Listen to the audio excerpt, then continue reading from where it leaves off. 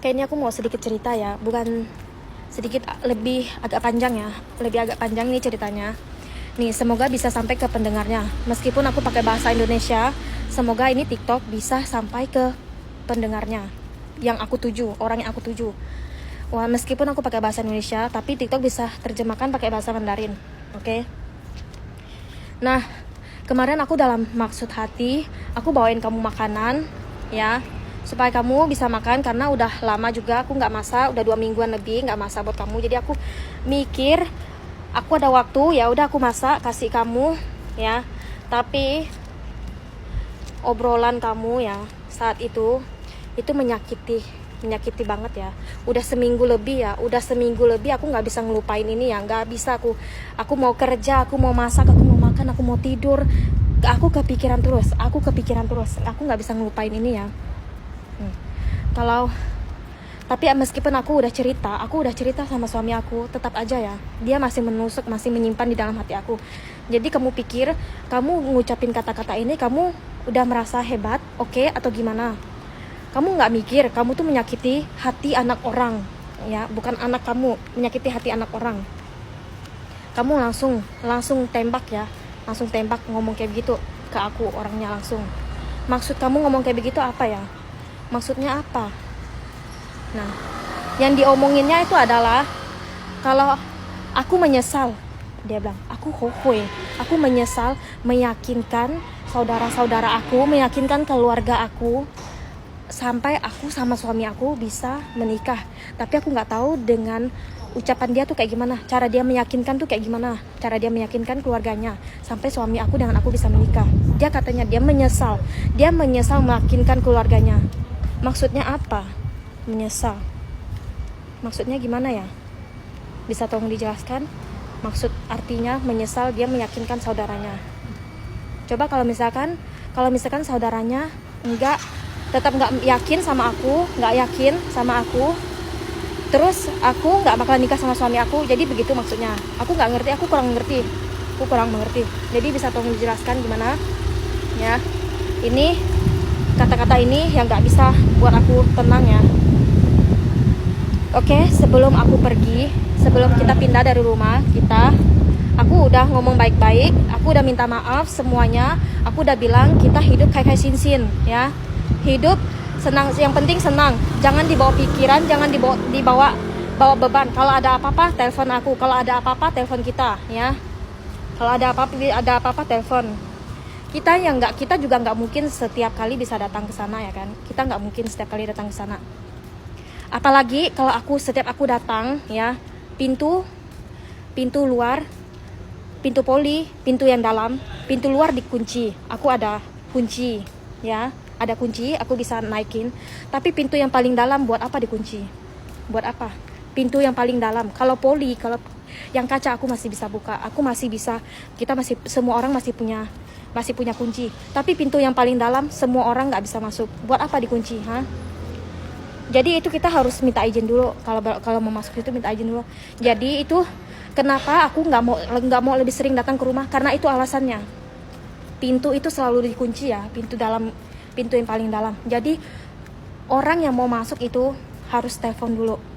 Gimana? Kita nggak ada bebannya buat harus telepon terus. Setiap mau datang kita harus telepon.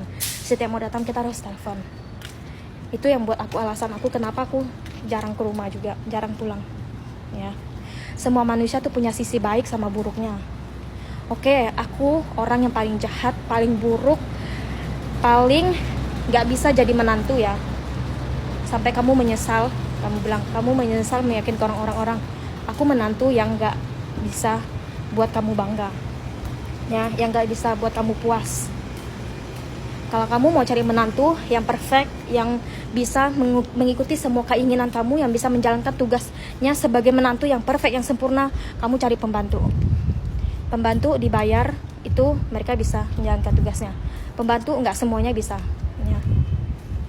Kalau mau cari robot yang paling perfect, robot ya, kamu cari aja robot nggak perfect, itu pun robot tidak perfect, masih bisa nggak melahirkan anak ya. Robot itu nggak perfect, tetap aja nggak perfect. Kamu cari di mana yang perfect ya. Kamu bilang menyesal, aku lebih menyesal. Aku menyesal ya dengar kamu ngucapin kata-kata itu ya. Dulu waktu aku nikah sama suami aku, umur aku berapa? Umur aku masih 22 tahun, aku masih muda, aku masih sehat, aku masih bisa kerja, aku punya kaki tangan, aku masih bisa kerja. Kalau aku nggak nikah sama suami aku, ya belum tentu aku nggak di Taiwan. Yang pasti aku nggak di Taiwan, karena waktu itu aku memang mau pulang, tapi aku mau ke Korea. Kalau andai kata aku nggak nikah sama suami aku, pasti aku di Korea. Aku udah temani ibu aku, udah temani mama aku di sana ya. Ya, aku bisa kerja. Aku nggak mengharapkan orang. Aku nggak mengharapkan orang. Nggak mengharapkan duit suami aku. Meskipun dia juga harus kasih kewajiban ke aku juga, karena aku istrinya juga. Tapi aku nggak menuntut dia. Aku nggak menuntut. Ya. Aku juga lebih menyesal, tapi satu hal, aku nggak menyesal aku punya suami kayak suami aku nggak menyesal ketemu sama suami aku, karena suami aku orangnya baik, sifatnya nggak buruk, dia menghargai aku, selalu membela aku ya.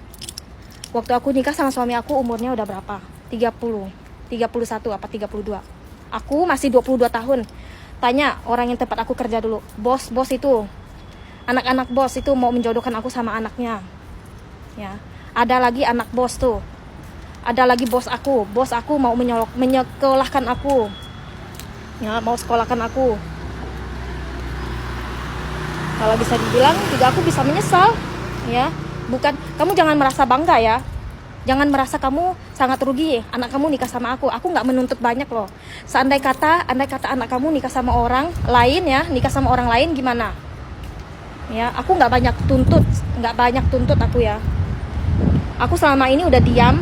Aku selama ini 4 tahun aku diam. Aku nggak banyak ngomong sana sini ya. Aku diam aja. Kalian mau hina aku, kalian mau ngomongin aku dari belakang, kalian mau jelekin aku, nggak bilang aku nggak bisa urus sana. Bahkan sampai bandingkan aku sama orang Vietnam ya. Sampai membanding-bandingkan aku sama orang Vietnam. Buat apa? 99% itu menantu nggak bakalan bisa tinggal sama mertuanya. 99% menantu nggak akan tinggal sama mertuanya, kecuali itu menantunya yang udah mau gila ya, yang akan gila, yang bisa tinggal sama mertuanya. Bukan hanya di Indonesia, di Taiwan, Korea, Amerika, Jepang, Hong Kong, itu semuanya nggak bisa. Nggak semua menantu tuh bisa tinggal sama mertuanya. Jadi kalau aku andai kata kalau aku nggak tinggal sama mertua aku, ya udah, jangan terlalu baper, jangan bawa perasaan banget. Ya, aku udah minta maaf, aku udah ngakuin kesalahan aku. Ya, semua keburukan ada di aku ya. Aku yang paling buruk ya, aku yang paling buruk.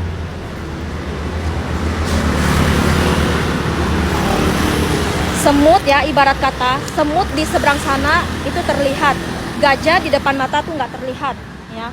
Kesalahan orang, sedikit aja kesalahan orang tuh terlihat, tapi kesalahan diri sendiri itu nggak terlihat. Kesalahan diri sendiri memang nggak terlihat. Jadi kita tuh sebagai manusia tuh juga sama-sama sadar diri, sama-sama punya kesalahan. Nggak ada sebab dengan akibat. Pas ada sebab pasti ada akibatnya. Sebab ada pasti ada akibatnya. Mengapa aku begini? Pasti ada sebabnya. Mengapa kamu begitu? Pasti ada sebabnya. Sama-sama ya.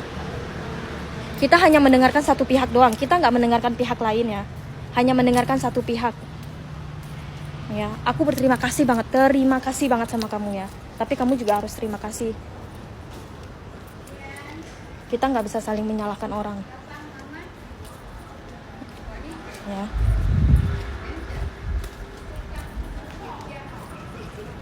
Kata-kata itu ya nggak bakalan aku lupakan seumur hidup. Kata-katanya nggak bisa dimaafkan hanya dengan mengucapkan kata maaf ya. Itu bakal aku ingat sampai aku mati. Aku udah pernah makan nasi campur garam, udah pernah makan ubi doang ya, makan tai pun sekali aku udah pernah makan ya. Buat apa aku takut? Nggak takut ya, aku masih bisa kerja, cari duit sendiri. Aku nggak takut, aku masih bisa pergi meloncong luar negeri. Nggak mesti jadi kayak begini. Nggak bisa ya lihat orang hidup tenang ya. Hah? Hidup tuh harus kayak sinsin ya, nggak usah terlalu menyakiti hati orang. Nanti ya, selalu menyakiti hati orang, apa nggak tenang hidup?